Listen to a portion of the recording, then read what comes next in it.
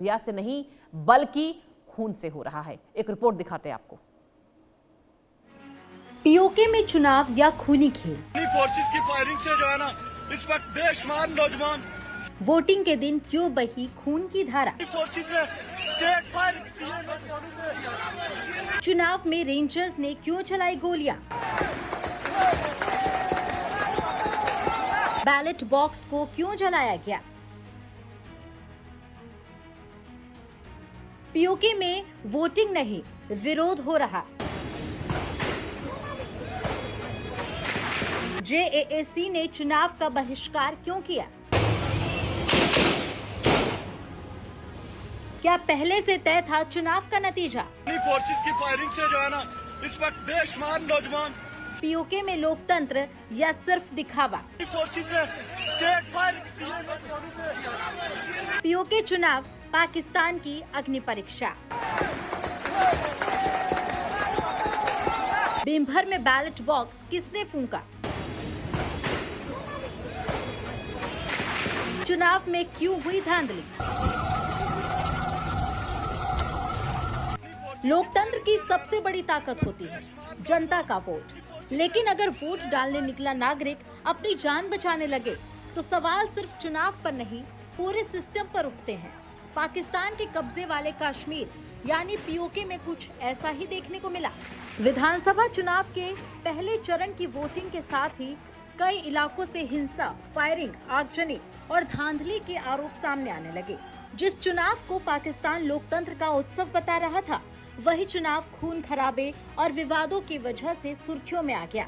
PoK के चुनाव में क्या हुआ। पहले चरण की वोटिंग के दौरान कई जगह हिंसा हुई। रावलाकोट में फायरिंग के बाद 20 मौतों का दावा। बीमभर में बैलेट बॉक्स छीनकर आग लगा दी गई। कोटली में राजनीतिक झड़प में पीपीपी कार्यकर्ता की मौत। कई राजनीतिक दलों ने धांधली के आरोप लगाए।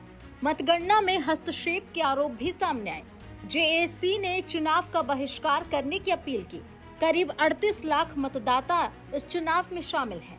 पीओके में पहली बार चुनाव 3 चरणों में कराए जा रहे हैं। हिंसा और आरोपों के बीच चुनाव की निष्पक्षता पर सवाल। सुबह मतदान शुरू हुआ। सुरक्षा के बड़े बड़े दावे किए गए, लेकिन जैसे जैसे वक्त बढ़ा वैसे वैसे हालात बिगड़ते चले गए। रावलाकोट, भीमबर और कोटली जैसे इलाकों में झड़पों की खबरें आने लगी। कहीं प्रदर्शनकारियों और सुरक्षा बलों के बीच टकराव हुआ तो कहीं राजनीतिक दलों के समर्थक आमने सामने आ गए।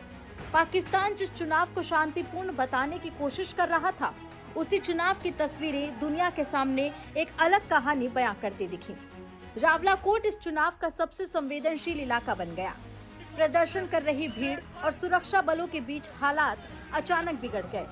आरोप है कि पाक रेंजर्स ने फायरिंग की, जिसमें करीब 20 लोगों की मौत का दावा किया गया, जबकि कई दर्जन लोग घायल बताए गए। जो तस्वीरें सामने आई, उन्होंने पूरे चुनाव पर सवाल खड़े कर दिए। अगर लोकतंत्र जनता की आवाज है, तो फिर इस आवाज को गोलियों से दबाने की नौबत क्यों आई। लोकतंत्र की पहचान मतपेटी होती है, लेकिन भीमबर में वही मतपेटी आग की लपटों में घिर गई। बताया गया कि एक मतदान केंद्र पर 2 राजनीतिक दलों के समर्थकों के बीच विवाद इतना बढ़ गया कि कुछ लोगों ने बैलेट बॉक्स छीन लिया और उसमें आग लगा दी। देखते ही देखते मतपात्र जलकर राख हो गए।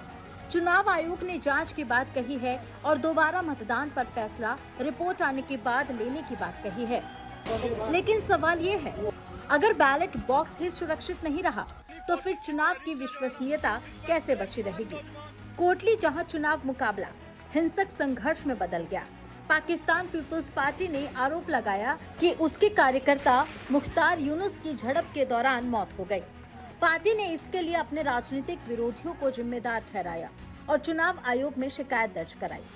वहीं दूसरे पक्ष ने इन आरोपों को पूरी तरह खारिज कर दिया। आरोप और जवाबी आरोपों के बीच चुनावी माहौल और तनावपूर्ण हो गया।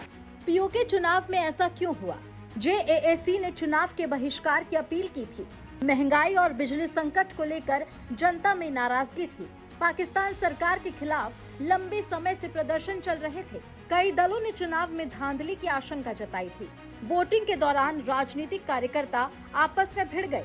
सुरक्षा बलों और प्रदर्शनकारियों के बीच टकराव बढ़ गया। मतदान केंद्रों पर तनाव ने हिंसा का रूप ले लिया। मतपेटी जलाने जैसी घटनाओं ने माहौल और बिगाड़ दिया। चुनाव से पहले ही पीओके की सड़कों पर एक अलग लड़ाई चल रही थी। महंगाई, बिजली संकट, भारी टैक्सी और राजनीतिक अधिकारों की मांग। इन्हीं मुद्दों को लेकर जम्मू कश्मीर ज्वाइंट अवामी एक्शन कमेटी कई महीनों से आंदोलन कर रही है।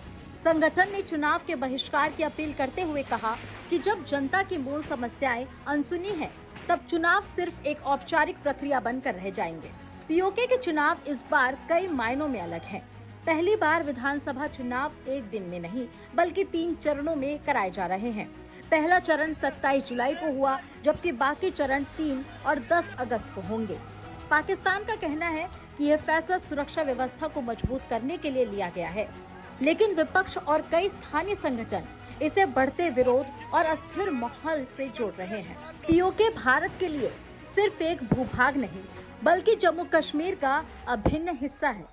भारत लंबे समय से कहता आया है कि पाकिस्तान का इस इलाके पर कब्जा अवैध है और वह कराए जाने वाले चुनावों की कोई संवैधानिक वैधता नहीं है।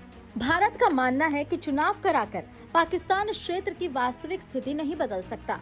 इसीलिए हर बार की तरह इस बार भी भारत ने इस चुनावों को खारिज किया है और इसे पाकिस्तान की राजनीतिक कवायद बताया है। एक तरफ मतदान, दूसरी तरफ मौत के दावे, एक तरफ लोकतंत्र की बातें, दूसरी तरफ जलती मतपेटियां। पीओके चुनाव का पहला चरण कई ऐसे सवाल छोड़ गया है जिनका जवाब सिर्फ पाकिस्तान की सरकार को ही नहीं बल्कि पूरी चुनावी प्रक्रिया को देना होगा। क्या यह वास्तव में जनता की आवाज थी या फिर पहले से तय राजनीतिक अभ्यास? आने वाले 2 चरण इस सवाल का जवाब देंगे, लेकिन पहले चरण ने दुनिया का ध्यान जरूर अपनी ओर खींच लिया है। लोकतंत्र की पहचान बैलेट से होती है, बुलेट से नहीं।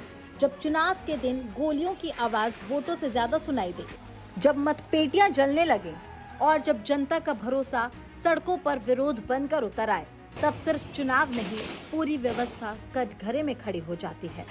पीओके का पहला चरण खत्म हो चुका है, लेकिन सवाल अभी बाकी है। क्या अगले चरण शांतिपूर्ण होंगे? क्या धांधली और हिंसा के आरोपों की निष्पक्ष जांच होगी? Bureau report, India news. और यहाँ रुकते एक छोटे से ब्रेक के लिए, कहीं मत जाइए, आप देखते रहिए